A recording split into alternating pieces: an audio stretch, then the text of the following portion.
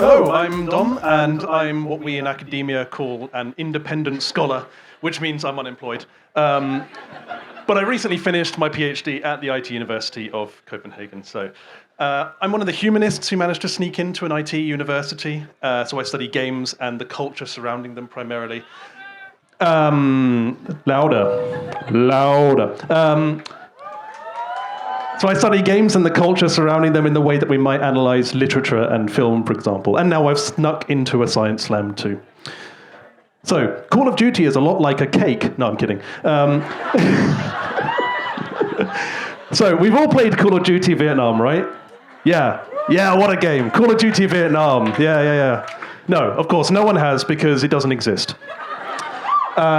The game was cancelled. So it was being developed in the early 2010s by Sledgehammer Games, but then they cancelled it. So now, as you may know, Call of Duty is a first-person shooter series, and it takes players to different conflicts and time periods. So, World War II is the earliest, and then we go to the Cold War, Modern War, near future, far future wars.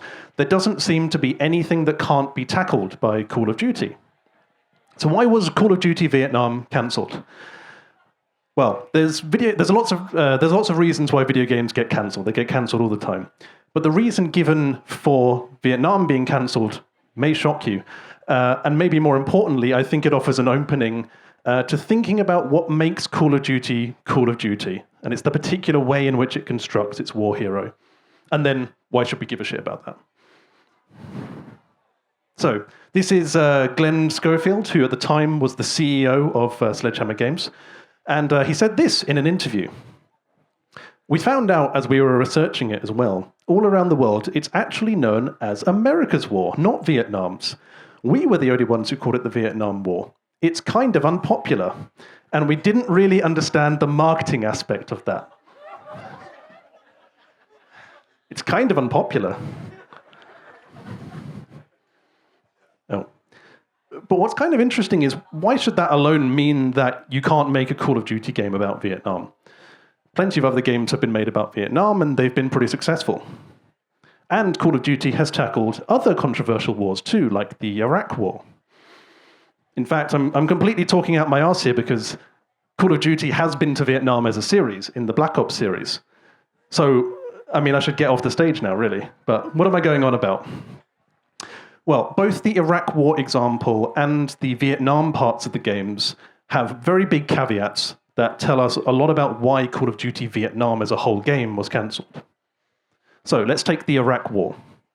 Because the answer here is that the modern warfare games actually do not take place in Iraq. So instead of invading Iraq to depose Saddam Hussein, in Call of Duty 4 we're actually invading a number of countries that just get named the Middle East. To depose the fictional Khalid al-Assad, whose party OP4 came to power in a violent military coup, the context and justification which we are never really told, beyond like a lust for power. And then there's this Russian dude who we're going to get to. And in case the parallels weren't really obvious, the game even begins with a big weapons of mass destruction scare, except of course in the game it's true, whereas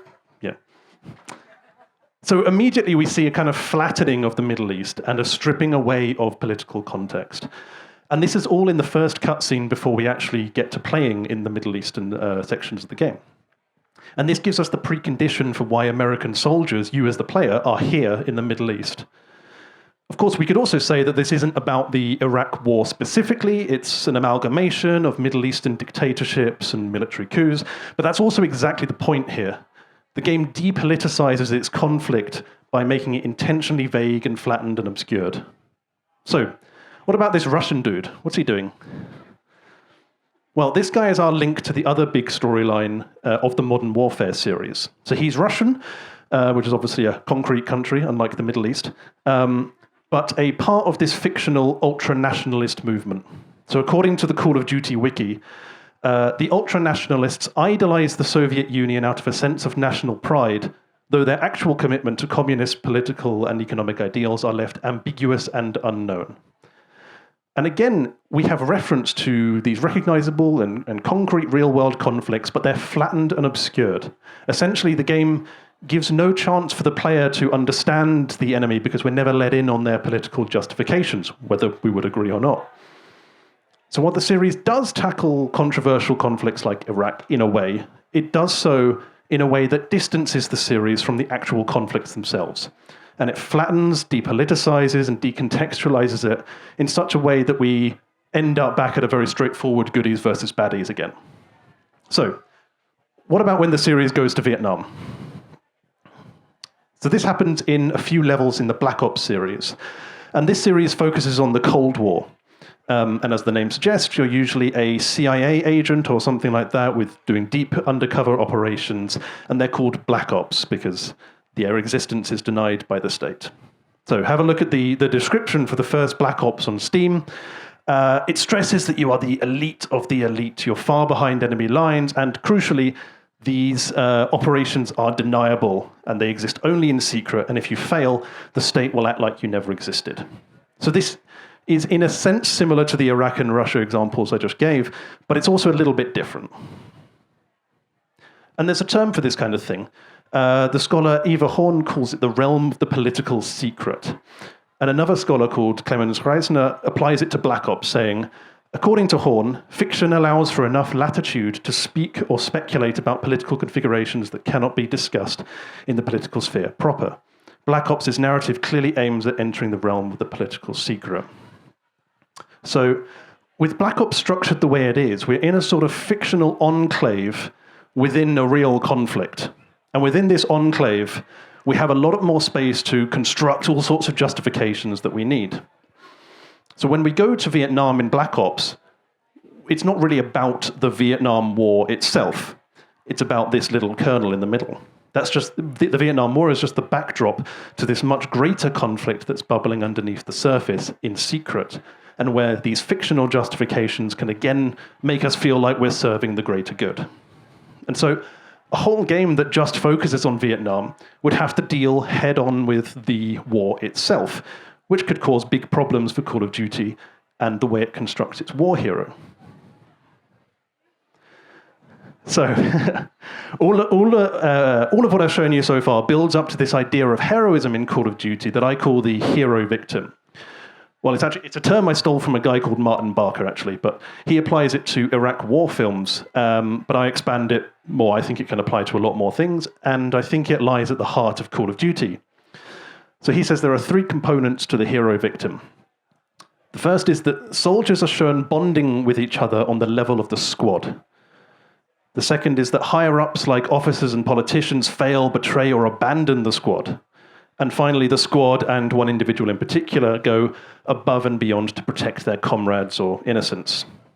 Now, the depoliticization and decontextualization that we've been talking about are also really important for this, and especially with a conflict like Vietnam. That's because you can't make a hero-victim if A, you don't think their actions are heroic, B, you don't think of them as victimized, or C, both.